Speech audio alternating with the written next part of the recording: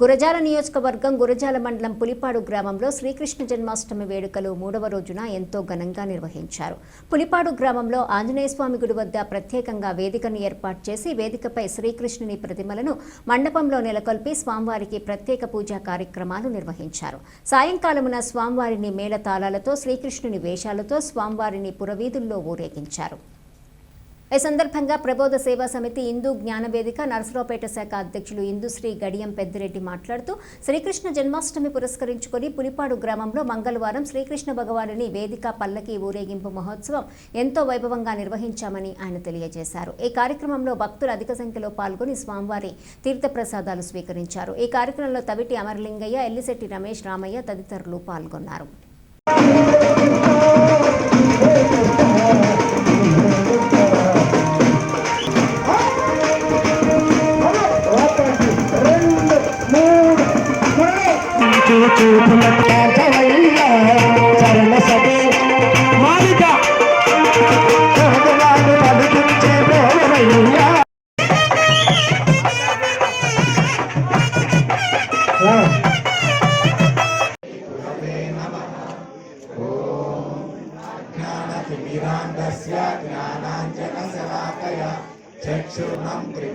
శిక్షణతో పాల్గొనండి.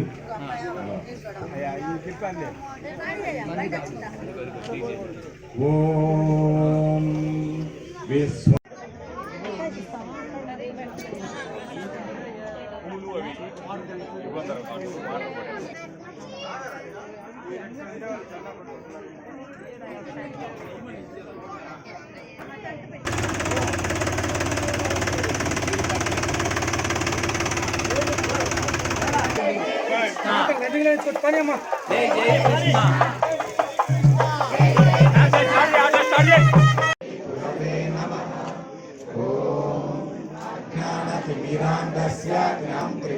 శిక్షణతో పాల్గొనండి.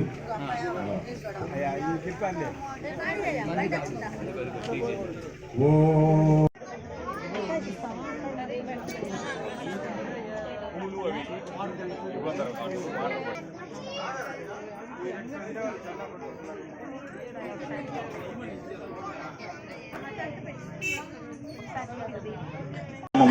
రంగరంగ వైభవంగా నిర్వహించుకోవడానికి దేవుడు అవకాశం ఇచ్చినందుకు దేవదేవునికి ముందుగా నమస్కరించుకుంటూ గ్రామస్తులందరికీ మా విన్నపము, శ్రీకృష్ణుడు మనకి భగవద్గీతను అందించినటువంటి జగద్గురువు.